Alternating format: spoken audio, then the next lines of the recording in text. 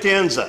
And I'm Rina Tolentino. 𝗚cy chị𝗱 Join us on Good Job Philippines every Saturday, 11 a.m. to 12 noon. on Radio Bandido TV simulcast on DZRJ 8:10 a.m. On Sky Cable Channel 224, digital boxes, and on free 2-air TV, facebook.com/DZRJ 810 a.m. And on our official YouTube channel. We give you all good news all the time, right here on Good Job Philippines. Good morning, DZRJ 810 a.m. proudly brings you Good Job Philippines with Barbie Atienza. Enjoy a recap of the week's good news and developments, highlighting the great men and women behind them. And now, here is your host, Barbie Atienza. Good morning, Metro Manila. Good morning, Philippines. We're back on Good Job Philippines, right here on your favorite Saturday radio station. This is DZRJ 810 a.m. and also Radio Bandido. And I'll be your host, Barbie Atienza, together with my partners, 𝗚cy chị𝗱 and Miss Rina Tolentino. Good morning, guys. Good morning, Sir Barbie. Good morning, Philippines. Good morning, Metro Manila. Back to you, Rina. Welcome back.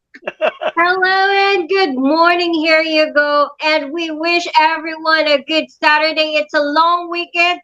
Hindi man tayo nakapagplano dahil nga medyo na derail yung pag-announce, ano? Pero still, it's a long holiday. We could spend the rest of the weekends with our loved ones. Ayan, napakaganda yan. And very confusing. Very confusing holiday weekend. Actually, Rina, maling sabihin ngayon na long holiday weekend. Medyo naudlot eh. Actually, ang nangyari nun, originally, yung Feb 25, which is today, should have been adjacent to the Sunday na mahabang weekend.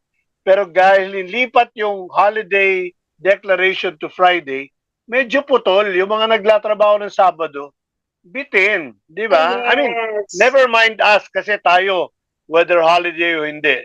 Trabaho rin tayo rito eh. Di ba? Broadcast tayo. Pero yung iba, yung mga nasa opisina, talagang ang plano nila also aligned with the government's trust of economic holiday, no? Yung holiday economics para magbakasyon. Ang plano nila, Sabado-Linggo. Kunyari mag-out of town. Di ba? Pero ginawang Friday yung holiday, may pasok sila ngayon ng Sabado. Kasi today is a, ano ba tawag dito? Non-working holiday. Okay, so regular work, di ba? Ang naging holiday yung kahapon, yung Friday, yung 24. So, hindi rin long holiday weekend, Rina, di ba? Yes. So, medyo may confusion na naganap habang lalaban-laban yung mga tao sa social media. Sabi ko, ano nga ba talagang susundin? Kasi nga, tayo din sa opisina ay nagde-deploy ng mga manpower, gawa nga ng mga project. Sabi ko, paano ba natin i-announce? So, ano ba talaga, kuya? Ending, hapon na, gabi na yata nung na-announce. 6:45. Yes, nako. Salamat. Ewan ko, nagbibiro yung iba. Sabi na, hindi, yung order lumabas na yung mga tanghali. Kaya lang, nakalimutan sa outbox. Na-pending pa? Oh, I don't know what the logic is. I still cannot understand what the logic is behind that. But decisions are decisions. Yes. And there are decision makers who are now Pero given this practice daw, partner, is to basically the objective is to increase yung yung tourism. Kaya lang medyo yung tourism yung mga tourists. Medyo naudlot pa nga eh. Sabi ko ako, just my thought. Kung nilipat sana para magkaroon ng long holiday weekend, sana ginawang Monday. Yes. Diba? Tapos kung in-announce yun on Thursday night, medyo may oras pa maganda. Alam mo, mabigat, Rina, madami akong narinig ng mga comments. No? Like, kasi last Friday of the month, yung kahapon. So, collection day ng maraming mga negosyo. Diba? So, ngayon, medyo, kasi madaming kumpanya nagre-release ng mga checks only on a Friday. Especially on the last Friday of the month. So, either next Friday na naman ang hintayin nila or the next last Friday of the month. Ang saklap. Matagal yun. Pero advantage dun sa mga magbabayad, ha? Tama. Depends on how you look at it. But anyway, we certainly hope everybody's having a happy, confusing holiday weekend. But today is the 25th of February, the actual day in history where the Filipinos changed the world. Day that we ought to be proud of because it was the day of the bloodless revolution in EDSA. At ang hindi matatawaran dyan, Rina, tayo dito sa DZRJ, sa Radio Bandido, where we ought to be very proud in case hindi pa natin nararamdaman yan, pero kailangan talagang may pagmalaki natin na to na tayo dito sa Radio Bandido, tayo kabahagi ng kasaysayan ng EDSA People Power Revolution. Hindi ko alam kung nasaan ka noon, Rina, kung pinanganak ka na noon, but that was 37 years ago. Naku, partner, nasa sinapupunan pa yata ako ng magulang ko niyan. Papabuo pa lang. Pero I have seen it. I have studied it. And being a part of DZRJ, naku talagang you ought to be proud. Kinailangan ko ding malaman yan. And that's pretty much something to be proud of. Well, to be a part of DZRJ. Basta irepaso na rin naman natin dahil pinagdiriwang natin. Siyempre, pag nagkaroon tayo ng mga ganitong okasyon, it's a time to commemorate, to appreciate, to honor the men and women behind what happened that changed the country. Sabihin na natin, madami nagsasabi na hindi na raw masyadong relevant yung EDSA People Power Revolution dahil yung mga pangako ng EDSA ay napako at hindi natupad ng isang mas malaya, mas maunlad, at mas matagumpay na bayan. Well, what happened after that is another story. But in 1986, it was what changed how we lived our lives.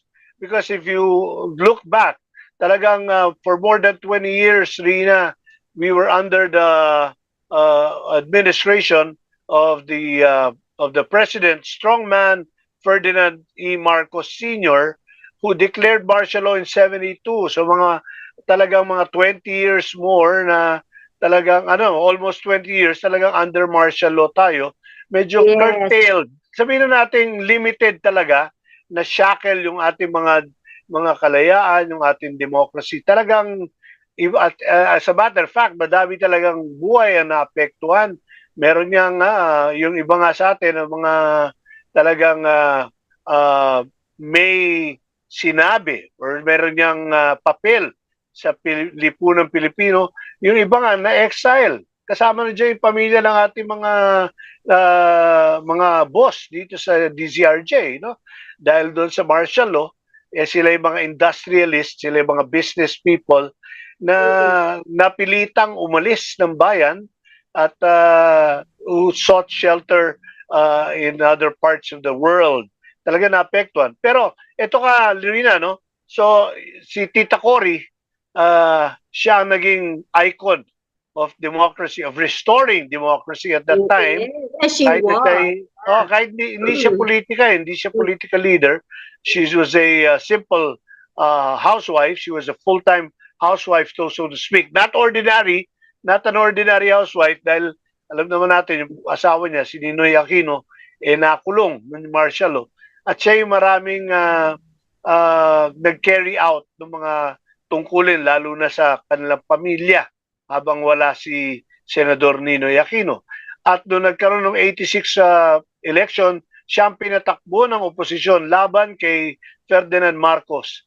At ayon nga sa mga nag-claim nung nasa likod ng eksena nung panahon na yon, sabi nung balota, nung nagbilangan, nanalo raw si Marcos, pero other people thought otherwise, which led to the yung pagbaliktad ni then Secretary Juan Ponce Enrile, who's now, by the way, 99 years old now.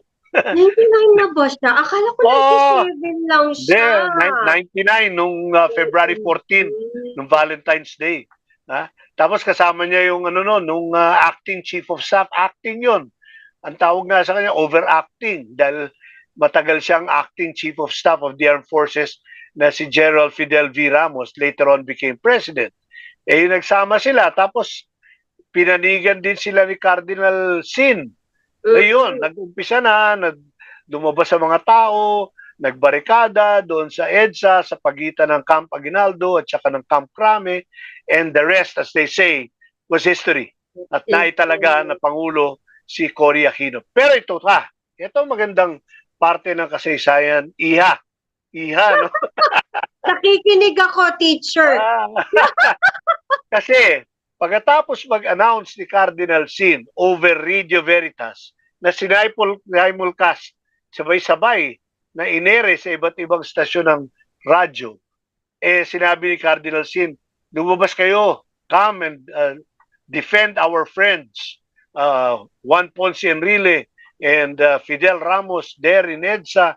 Naglabasan ng mga tao. Si 𝗚µie Aquino, merong grupo ng Atom sa Cubao. Nagmarcha papuntang EDSA. Maraming grupo ng mga motorcycle clubs nag-motorcade from Makati going to EDSA. Madami naglakad. Ako nandoon maaga-maga. Mga alas 8 ng gabi nandoon ako. Batang-bata ka pa noon, partner. Or nandun ka lang kasi may mga chicks ka doon. Or... Hindi naman. Incidental na yon. Yung the next few days talaga marami talagang chicks. Pero nung pumunta ako, talagang talagang tawag ng tungkulin. Tungkulan, yes. So, konti pa lang tao. Ito pagkatapos ng broadcast ni Cardinal Sin, binomba ng government forces yung transmitter ng Radio Veritas dyan sa Bulacan. So, Radio Veritas was not on air. Now, somebody picked it up. Kailangan ng tao ng komunikasyon. Kailangan ng isang impilang kung saan mag-aanunsyo ng mga kaganapan, magbibigay ng instruction, magbibigay ng advice. Then came Radio Bandido, which is DZRJ. Anong nangyari? Nagbo-broadcast sa pamamagitan nga ni 𝗚µie 𝗱, no? Nagbibigay ng instructions, kaya yung mga may contact, gaya ng Simbahang Katoliko, kung meron mga instructions o yung kampo ni 𝗚ří Aquino, may mga instructions sa mga tao kung saan pupunta, anong babantayan, anong haharangin, napapakinggan sa pamamagitan natin ng Radyo Bandido at pag-aanunsyo ni 𝗚µie 𝗱. Ito maganda dyan, Rina. Hindi mahanap-hanap ng mga puwersa ng pamahalaan ni Presidente Marcos kung nasaan ba itong lintik na Radyo Bandido to. Eto alam mo ba kung nasaan ang Radyo Bandido nun? Nasa Santa Mesa. Nasa building sa Santa Mesa. Sa may kalapit. Sa may Ramon Magsaysay, sa may kanto ng Old Santa Mesa papuntang Manggaha. Manggaha yata yun. Nandoon pa rin yung building na yun . So, ang ibig sabihin, kung magpapaputok ka ng kanyon mula Malacanang, aabutin. Aabutin yun dahil malapit lang . Kumbaga ang sabi doon, Alan, nasa ilalim ng tungkil ba yan? Right under the noses of the government ang kinalalagyan ng Radyo Bandido. Pero hindi nila malaman kung nasaan, hindi nila mahanap. Tapos alam mo, yung nagbo-broadcast si 𝗚µie 𝗱 doon sa tuktok ng building na yon, nandoon ang stasyon ng Radyo Bandido, ang mga nakaharang sa hagdan, mga kabataan, mga very young volunteer leaders who were there, na sabi pag sumugod dito mga sundalo, ang haharap sa kanila mga bata. Yan, grupo ng mga kasama dyan, yung mga grupo ng mga estudyante ni Father James Reuter. Yung mga theater grupo people natin. Ayan, hindi ako nasa EDSA ako. Ikaw, Alan, nando ka ba? Yeah. Bandido, no? Radyo Bandido tayo. Si Kuya Kim, Atienza, alam ko yun, kasama doon sa grupong yun.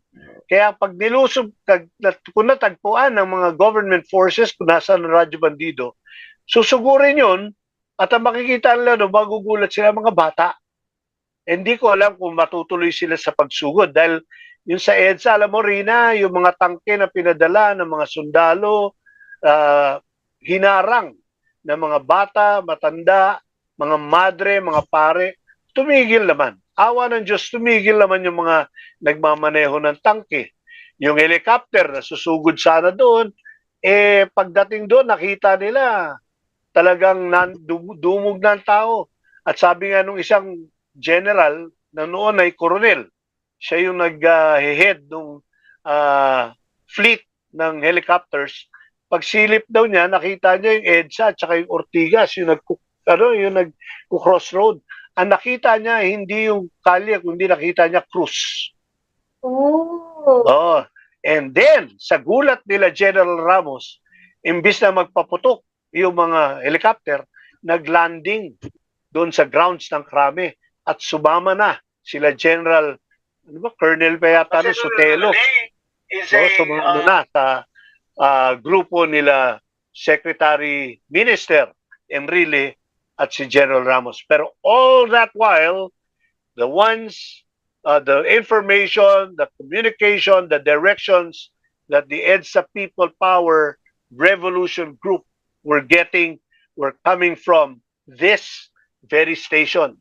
Kaya tayo taas noo at buong pagmamalaki nagsasabi, we are proud of this station, we are rich in heritage, we are part of history, and we have changed not only the country, but the world.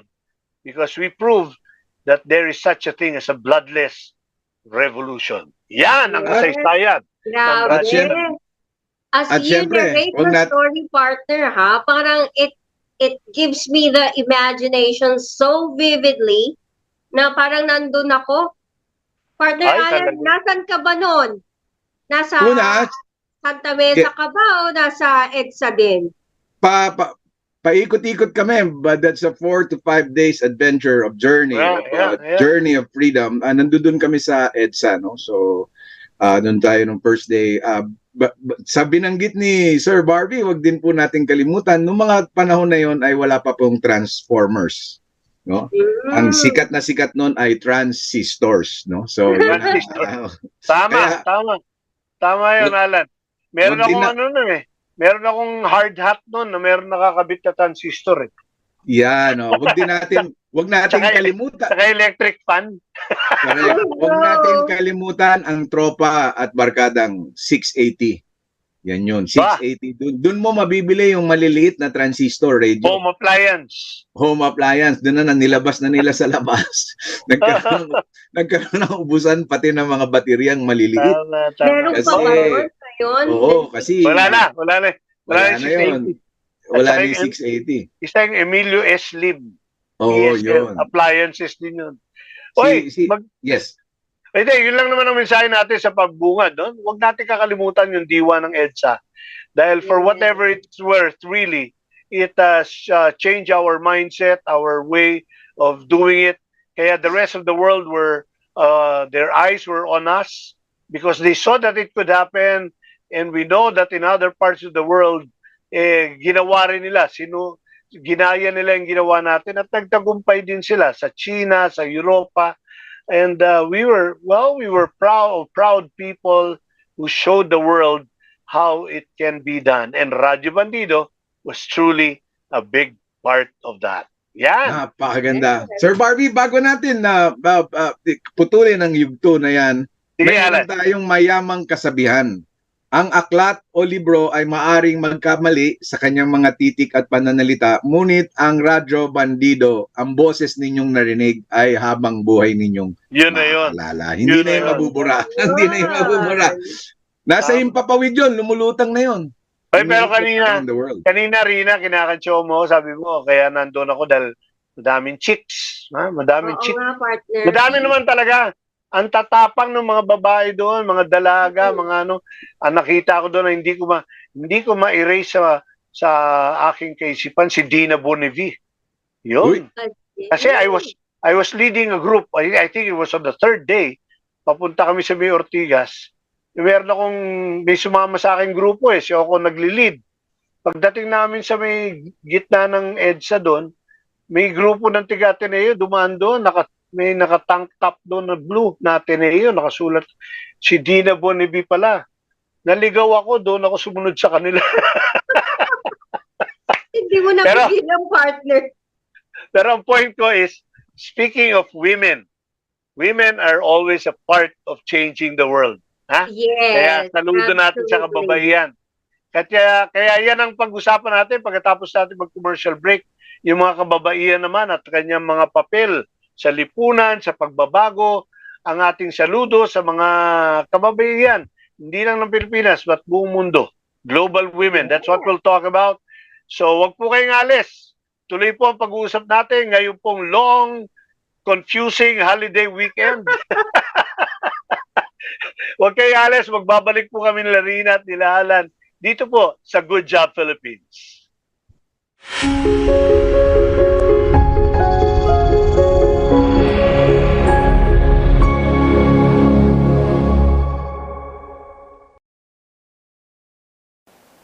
Ako po si Bernard Tan, ang kakampi sa katotohanan at katarungan, ang kakampi ng mga OFWs. Samahan niyo po ako sa aking programang Kakampi. Gabi-gabi po yan. Dito lamang po yan sa DZRJ 8:10 AM, ang nag-iisang Radyo Bandido.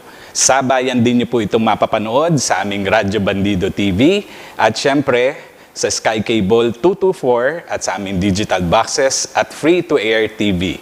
At syempre, kasama po dyan ang facebook.com, DZRJ 8:10 AM at ang official YouTube channel. Samahan niyo po ako gabi-gabi at sama-sama po nating labanan ang mali at ipaglaban ang tama. Pagputok ng umaga, magkakagandarap na balita, iraratrat na! Kasabay sa inyong almusal, mga impormasyong ilalatag na Radyo Bandido Balita sa telebisyon, radyo at online media. Mga isyong pambayan, malalaman nyo na. Radyo Bandido Balita. Radyo Bandido Balita.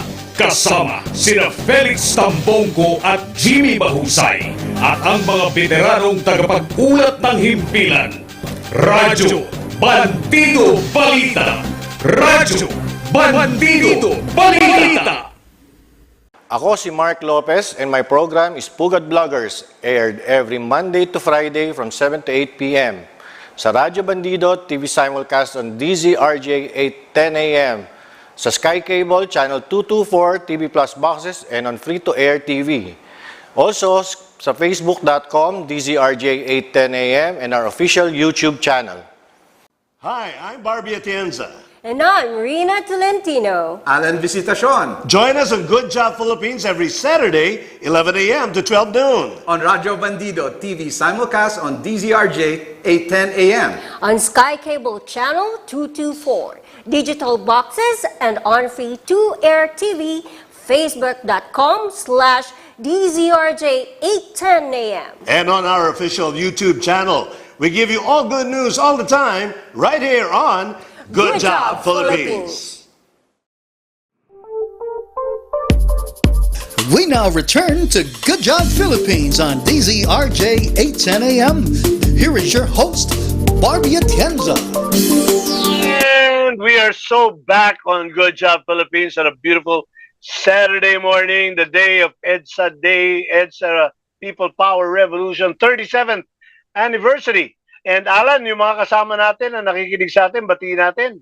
O syempre, wag natin kakalimutan ang founder ng Himpapawid Beauty Association. Walang iba kundi si kasamang Marlene na kasama natin ngayon. Maraming salamat. Marlene Brad.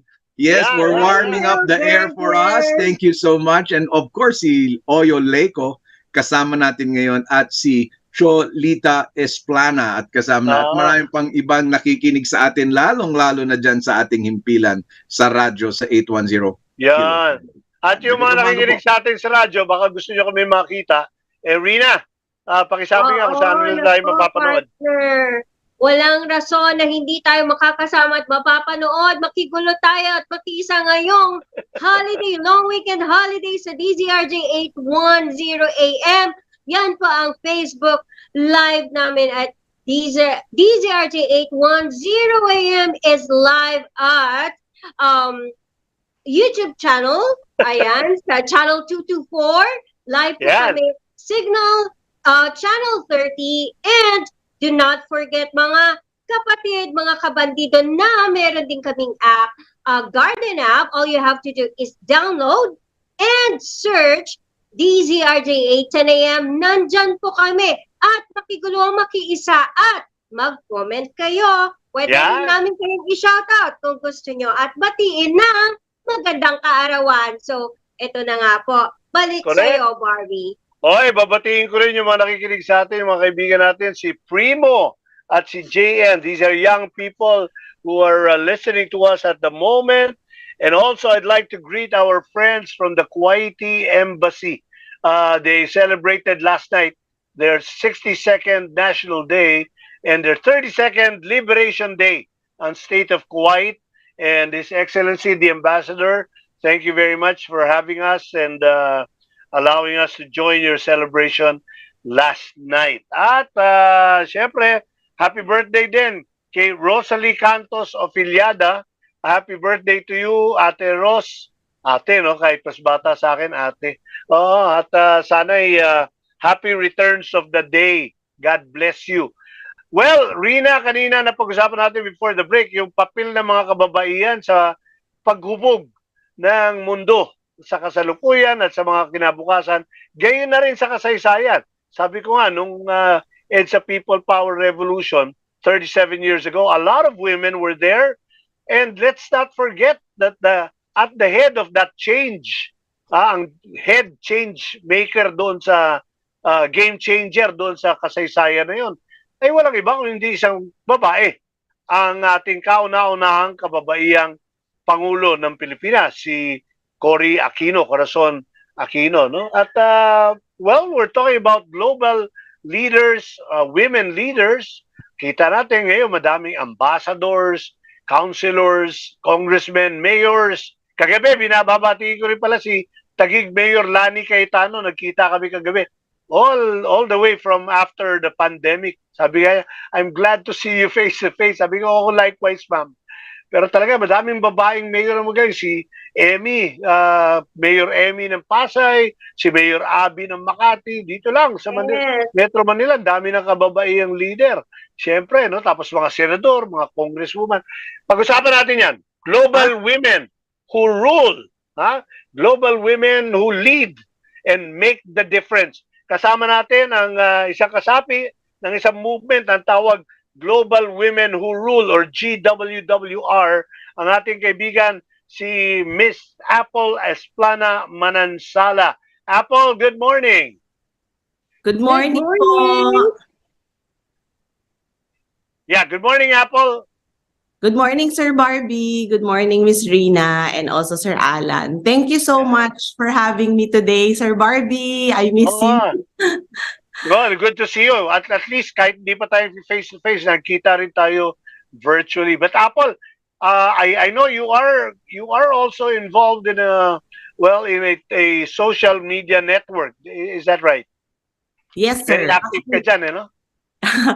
Medyo, sir. So during the pandemic, sir, as you know, maraming mga kababayan natin yung nawalan ng trabaho, nawalan sila ng platform. So what we did is we created the free social media platform so that those who are displaced in terms of their careers at merong talent na Pilipino ay magkaroon ng chance na maipakita po nag-broadcasting kayo. Okay. Yes. Pero yun, pwede naman sila manood doon sa stasyon ninyo pagkatapos sila makinig sa DCRJ. Actually, sir, pinashare ko. So, okay. Very good. Kasi, sir, I'm very, very supportive of collaboration. So, salamat. Kagaya ng ginagawa natin before, sir, di ba, sa UPMG, hindi naman kailangan magtalo-talo, maglaban-laban ang mga magkakapareho ng industry. It's very important that we collaborate para in the innovation, sabay-sabay tayong aangat. So that's what we're doing. Actually, I asked our team to share this link also on the new channels LinkedIn and also on on Facebook. So for you, Ah, we'll try to ask for your permission to get a clip, and then we'll also tama. share it there for the news. Correct, correct. Mga ano yan competitive partners or mga frenemies, if you will. Di ba, collaboration. Pero we're here with Apple, Rina. Alan, particularly pag-usapan natin yung mga kababaihan. Apple, you are with a group called GWWR, or Global Women Who Rule. What is this organization all about? So again, sir, during the pandemic, particularly in 2021, I was thinking of something, what to contribute for the new channel. And as the owner, I didn't want to just become one of the hosts, but I did want to come up with something that's gonna last a long time. And I was looking for something then na kulang. Sa tingin ko, sa observation ko, because of my personal exposure on marketing and advertising, nakita ko that there are so many outstanding Filipinas who are not recognized around the globe. And because of the beauty of digital, because of the goodness of digital, there was an opportunity for us to reach out to these people through social media platform. And so that's what we did. We looked for Filipino women who are outstanding and doing really great in their careers, but are hardly recognized here in the Philippines. So dun siya nag-start, Sir Barbie. And napakaganda because just to give you one profile that we have in 2021, are we all aware that there is a Filipino woman who is actually based in Singapore and who owns a 5-6-year-old Filipino international school and is thriving. Wow. And the owner, the directress is actually a woman, and she's part of Global Women Who Rule. And Okay. Sa Singapore-based yan. Yes. Did you know that there is a TEDx speaker from Colorado, USA, who is half Filipina, half American, who was born and raised in Clark, Pampanga, and is now really doing great. Wow. Probably one of those, next step to Oprah. So we were able, during the pandemic, these were the great people that I have met online. And I thought, where do we put them so that they will be able to deliver the messages that they need to deliver for people to understand that there are actually women around the world and so much more. Kasi marami sa kanila nag-accomplish. Pero Rina, Alan, hindi natin nakikilala rito sa Pilipinas, dahil siguro hindi yun ang kanilang objective na makilala. Pero just the same, madami tayong mapupulot sa kanila, Apple? Madami tayong lessons to be learned and to inspired with. Yung kauna-unang business unit president ng Procter & Gamble. Her name escapes me now, but she's the sister of our good friend si 𝗣𝗵𝗶𝗶𝗽𝗶 yan na scholastican. Pero siya yung kauna-unang CEO na in-appoint globally ng Procter & Gamble. Pilipina.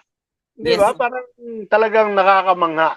Go ahead, Apple. Even in the space of blockchain in the world, there are a lot of Filipino women who are also thriving. But we don't really see them a lot here in the Philippines kasi lagi silang nasa abroad kahit na nandito sila. So Global Women Who Rule encourage them to be in one virtual stage and then start a movement. And start a movement by sharing their stories and encouraging other people to be unapologetic about themselves but become responsible still. No, kasi yun yung maraming nawawala. And we also understand that the world has become our stage now. So right here, right now, yung show ninyo, diba? It's being heard on radio or it's being listened to on the radio. But actually, the whole world can watch us through Facebook, through social media, through the website. So we want more people to understand that there are so many Filipino women that are abroad. There's even this one person who is the first parang general manager in a medical institution in Australia. And she was actually a marketing professional here in the Philippines and then moved there. There's this one dentist who's actually practicing as a doctor here in the Philippines, moved to Canada and became one of the actresses in Canada. So parang can you just imagine if all those women will be connected to each other and will continue to talk to each other? And so far, by God's grace, that's what we're able to do. We kicked off 2021 with 22 profiles and one charity group. The reason why there is a charity component, because this is a nonprofit. This is a nonprofit program. I've personally have done this. Many people were saying, why did you have to do that? Diba? You can just work. But I thought the pandemic has made me realize that we have to use our voices as women, not because we want to make noise, but because we want to make sense. And we want to show the world that, you know, there are a lot of Filipino women who are excellent and outstanding. It's just that they are not all given a right space to share their stories. So yung showcase na to, this is not only virtual, but you're looking at actual face-to-face staging or presentation of these women. For the past 2 years, because we're under the global pandemic, you know, the height of the global pandemic, we did this all online. So we have people from Oceania, Singapore, UK, US, the Philippines, and we all went to a live stream, and that's where we gathered. For the past 2 years, that's what we're doing. This year, what we're doing is we're still gonna do it live stream, but there will be an actual studio where the speakers will be held here in Manila. Parang hybrid na yan. Yes, it's still going to be hybrid, sir, because we want the world to appreciate what we're doing. We still need to come up with something. But in the evening, we will have a cocktails for those who can come and for VVIPs. So, of course, you guys, as our first promoters of the movement, would like you to be there if you can make it. Ayun, Alan. I'm going. Ayan, Rina, punta tayo. Meron ka bang tanong, Rina? Yes, this excites me most, and basically, Apple, this is to somehow sensationalize the achievement of the Filipino. Highlight. Highlight. Yeah, to highlight, and at the same time, give credit to those who deserve it. Given that, how do we keep the arrangements, the planning, and also the connection, despite that it's just online? Medyo mahirap yun. Actually, Rina, that's a very interesting question. And although many people were saying, oh, we're back to the real, normal now, and we can already see each other, we can already face each other, we can already travel. But what we realized is that this is the beauty of digital. One of the strong efforts that we're doing in Global Women Rule is really to support digital and respect digital's use for good. And while we understand that, we're just doing all of this virtually, in my personal experience and in many people's experience, as I have met some of them or many of them, digital has really brought so much interesting connections also to all of us. To me personally, I would have not have, an online channel if not for the pandemic. Yeah. And I would have not thought of creating Global Women Who Rule and connecting these women all throughout this year for the almost 3 years already, if not for the pandemic. If there's no digital, I don't think you will be able to easily connect with each other. So that's what we want many people to also appreciate. The use of social media is here for us to appreciate. It's not for us to abuse. So that's one of the things that we want to emphasize when we're creating shows and when we're creating events like this online, because it's very important for many people to appreciate this. I will just have to agree with that, Apple. Like, even as we speak now that we're broadcasting this on Good Job Philippines, I mean, who would have imagined? Kasi itong Zoom technology, for example, has been with us long before the pandemic. Pero ngayon lang talaga natin na-utilize, di ba? Ngayon, nag-uusap-usap tayo. Minsan may guest tayo from the opposite part of the globe at nakakausap natin ng live. Yun yung beauty of technology. Of course, there's the other side of it, yung misuse of the technology naman, no? Mga scammers, mga frauds. Pero tama yun kay Apple, gamitin natin yung kung ano meron tayo to the most beneficial para sa lipunan. Alan, what do you have in mind?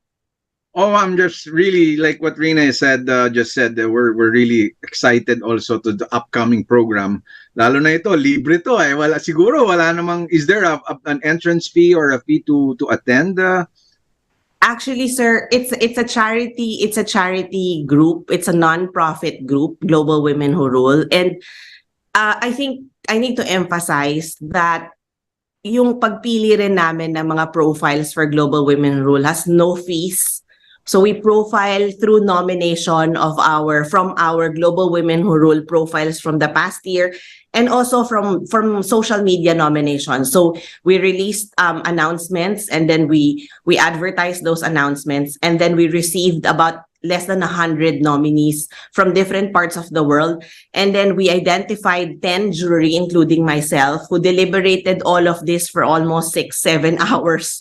No, just to make sure that we're really able to, find the connection. Kasi Apple, marami sila. Of all these. Maraming pagpipilian. Maraming. And then you cut it down to just 10 muna. We cut it down to 22, sir. Actually 25. So hopefully the others will be able to confirm. I couldn't identify all of them lang, but definitely we will go back to this link. For those who are watching, we will send it out because we are going to release the announcements this coming week. But some of the exciting personalities that they need to look forward to watching this year would be one Filipina TEDx speaker who's based in Mexico, one professional speaker trainer, so that the trainer of the speaker from the US, and then one former news anchor from one of the biggest TV stations in the Philippines, but is now an anchor in Canada, has said yes to us. And then the president... Kilala ko yan. Feeling ko kilala ko din. Oo, feeling ko naka-orange yun eh. Naka-orange ngayon yan eh. So, ang nakakatuwa na those are just some, and nakakatuwa kasi there are so many women who would like to be part of it. They don't have to pay if they will be profiled. We even extend to them the opportunity to be part of the movement all year long. So even the 2021 profile are still engaged. So a lot of them has became my friends already. So we're now building a community of empowered Filipino women who will really take action on social media if it's necessary. For the past 3 years, we were able to engage the group through different charity movements. Like the first one is I Am Making a Difference. These are young volunteers focused on helping children be sent to education, to the regular schools. And then the other one is Rock Steady Philippines, or now they call themselves Project Steady Asia, headed by Gang Kapati. Yes. So we are helping Gang in making sure that she continues to do, and her team continue to do, helping trauma patients, especially those in the jail.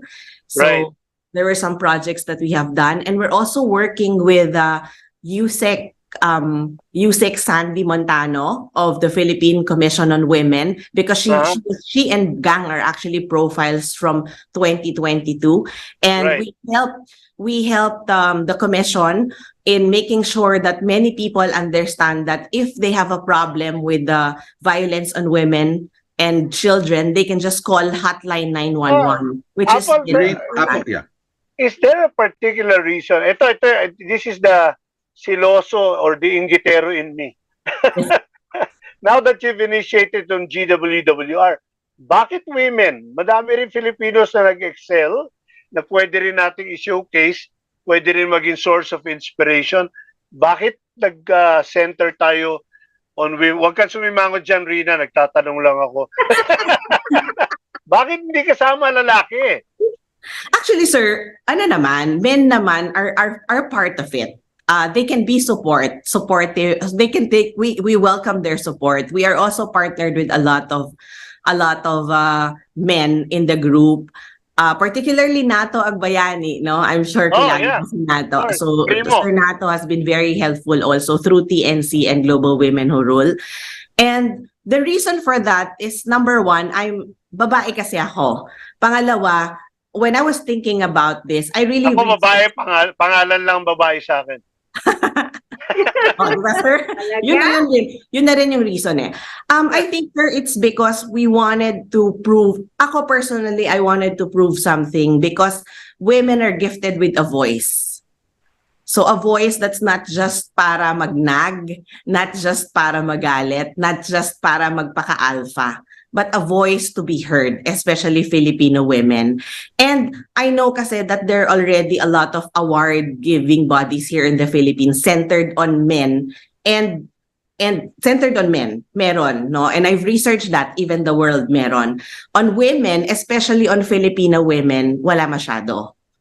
So kaya ko siya naisip na what if I start something? What if I try to do something so that this thing will kick off?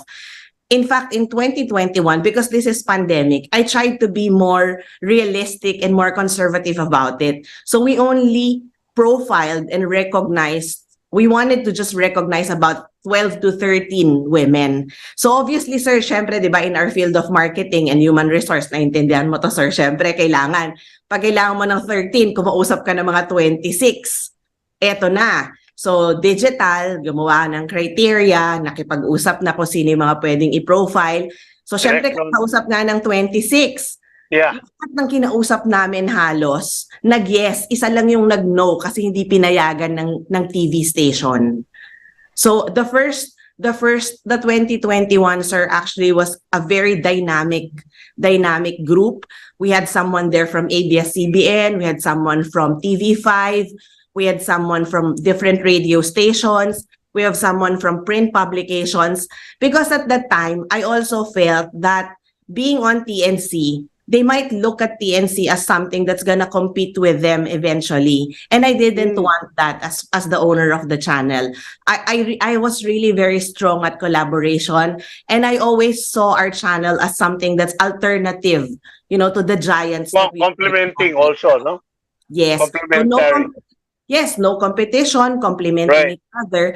And I want to also be able to have that opportunity to really tell everybody that it's okay to tell other people that you're helping through charity. Yeah. Kasi then I always say this, Sir Barbie, Miss Rina, and Sir Alan, in my past interviews about Global Women Who Rule. When I was when I was younger, let's just say when I was starting with my career, I always help, but I never tell other people kasi nahihiya ako. And I always tell, parang, ay baka sabihin nila, you're just nagyayabang kasi you're capable, you're able. But during the pandemic, it was very eye-opening for me to see that there's so many people, even those people who can afford, were actually asking and begging for assistance on who to contact sa ganitong hospital, on how they can line up, even those who can afford. So and they have to know you so that they can seek help. Tama? Yes, sir. Apple, your group is very empowering, and I've always believed in women empowerment, and I support women empowerment because I myself, as a human, is a product of a woman, and we all are, Alan. We all are, we all are, and I just like to say, Apple, what is your vision here at GWWR, and going on your event? Who is your target audience this coming event? Our mission is anchored on two things, Sir Alan. Number one is we'd like to help boost charity movements, through community building. In fact, this year, our charity beneficiary, every year we have a charity beneficiary, the ones that I've mentioned earlier. This year, our charity beneficiary is alopecia Philippines, and headed by Abby Asistio. One of the reasons why we chose alopecia Philippines is because we have realized that there's so many children going through trauma and going through that condition. So hindi na lang yung mga pwedeng maglagay ng wig and, fake lashes and everything else ang pwede. So there is a need for us to help them because there are a lot of children suffering from the same, whose family are also going through the same thing. Kasi kahit wala sa family nila ang merong alopecia, merong isang bata na lumalaki na may alopecia sa pamilya. So you can just imagine how that child will grow if there's nobody is, accepting this person and making her feel that, it's okay and things things should be as normal as it should be. And then yeah, Apple, I'm sorry to cut you there. Your mission is in DWWR is to be a game changer within the charity realms of organization, and that is your mission and your vision right now. How do you see women in the midst of pandemic? The vision is basically circled, sir, on continuing to acknowledge and recognize Filipino women who are really thriving and doing great in their careers and in their community projects around the world, hindi lang dito sa Pilipinas at hindi lang rin sa Metro Manila. Because even when we were starting, we were able to get people from Leyte, from Cebu, from Nueva Ecija. Hindi lang siya dito sa Metro Manila. Kaya nga medyo mahirap, sir, to have an actual, face-to-face for all of these people to be gathered. Kasi hindi ma-accommodate yan. About 40% of our current community members right now, the active profiles are actually not here in Metro Manila. Okay, so okay. Definitely, the strong power of social media will be used. And of course, sir, our vision is to have more Filipina talking to each other, more Filipina sharing their stories. Or Filipinos.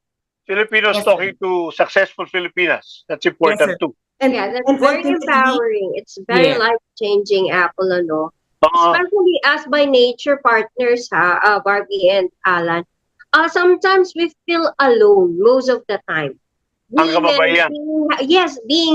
Having so much on our plates tends us to make us feel now we're battling alone, we're fighting alone. And having this kind of group with Apple, talagang it's something that it encourages us.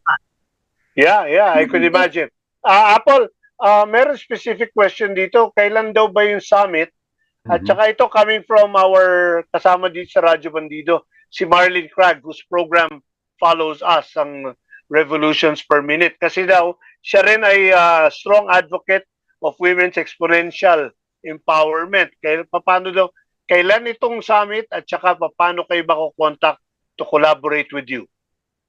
The summit is going to be on March 25, 2023 because this is going to be part of the month-long International Women's Month.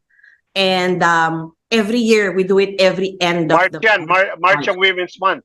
Yes, Women's Month is March, but it's March. Meron bang bearing yung bakit sabay ang Women's Month at saka Fire Prevention Month? Actually, wala. I'm just kidding. Okay. Actually, sir, ang interesting doon is sabay ang Women's Month, ang international awareness on cervical cancer sa Women's Month. Okay. And I've learned a lot of these things through one of our profiles last year, si Dr. 𝗣𝗵𝗶𝗶𝗽𝗶 of Medical City. And she's one of those who's really been openly helping people to understand certain things on how to prevent cervical cancer. So it's March 25, 2023. The live stream starts at 1 p.m. Normally, it ranges until 6 or 7 p.m. yan, sir. Imagine, dire-diretso yan. So, since each profile is only given 10 to max 15 minutes time slot, it's up to you who you want to watch. But it's just going to continue. Apple, mag-invite ka na rin. Mag-invite mo na sila at saka where can they contact you? They can contact me through the new channel. We will send the link on this video, but they can go to the new www.thenewchannel.com. If they want to support the event, they can email us at gwr@thenewchannel.com. If they want to reach out to me directly, they can search me on LinkedIn, Apple 𝗚𝗏 Manansala, or they can search me on Facebook. It's Apple 𝗚𝗏 Manansala as well. If they want my cell phone number, it's 0939-9239. Ano ba? 9239 710. So nakalimutan pa yung telephone. Okay, take two. Anong number ulit? Para 0939-9239-710. My email is apple@thenewchannel.com. All right. Okay, Apple, I'm sure you'll get all the support. We'll offering you all the support that we can offer you, and I'm sure even the station, because come to think of it, our big boss here is also a woman, 𝗣𝗵𝗶𝗶𝗀𝗀, and Yes. many of our dynamic members of Radio Bandido family are very strong women, as I should Actually, say. sir, one of the big names also in radio is going to be profiled this year. I think I can mention Erica Canoy is going to be part. Okay, RMN. Okay. Yes. All right. But, Okay. but of course, we welcome everybody. I'd like to explore what we can do with your station and also with All your right. with your print, Sir Barbie. Thank you so much again Sige. Sige. for having me this morning, Let and us know. good job, At- Philippines. Maraming Ako naman salamat. ako naman de facto honorary woman because of my first name. All right, thank you very much, Apple, Esplana Manansala of Global Women Who Rule, for joining us this morning, and we hope to see you again very soon. And we wish you a lot of success in your endeavor and your mission for empowerment of women all over the world, especially Filipinas. But that's all the time that we have. Fortunately, Rina, may mga babatiin ka? Yes, binabati ko yung inaanak ko, si Ezekiel Agaid. Yan. So he celebrated his birthday last week. And thank you so much, Miss Apple. I myself is an advocate of women empowerment. And I hope that your group will really flourish and be maximized all Good. throughout the Philippine community. And we are inviting them to our summit. No? Yan. March Yeah. 25, ha? Okay, that's a date. Pupunta tayo doon, Rina. Magsama-sama tayong Alan. Alan? Yes, gusto ko rin batiin ang women in boxing. Kasama natin ngayon dyan. Laging kasama natin, more stronger and powerful than I am. So, yun lang. Magandang araw. Wait, first Olympic gold natin, woman pa rin. Heidelin Diaz, ha? Di ba? Apple, may babatiin ka ba? Thank you po sa inyo. Thank you to all who are listening and watching. I hope that we continue to celebrate and be proud of becoming a Filipino woman every day. We are. I'm sure they are. Well, pagbati rin kay Mama Ao at saka kay Dico Bong dyan sa Pampanga, JN and Primo, thank you for joining us and listening to us. And remember, guys, and women, in the midst of your problems, do not despair, because you have to remember that God loves you. And the best way to love Him back is to first love yourself. And the best way to love yourself is to take care of yourself physically, mentally, spiritually, and intellectually. And once you've learned to do that, love thy neighbor as thyself. Again, a happy, long, confusing weekend. Mabuhay ang EDSA People Power Revolution. Huwag po kayong bibitiw. Susunod na po revolutions per minute. Dito rin sa Radyo Bandido, kasama ng ating kaibigan, kapatid na si Marlene Craig. Ako po si Barbie Atienza. Hanggang sa muli, have a good weekend. Stay safe. God bless you. Bye. You've been listening to Good Job Philippines with Barbie Atienza. Good Job Philippines is an exclusive presentation of DZRJ 810 AM.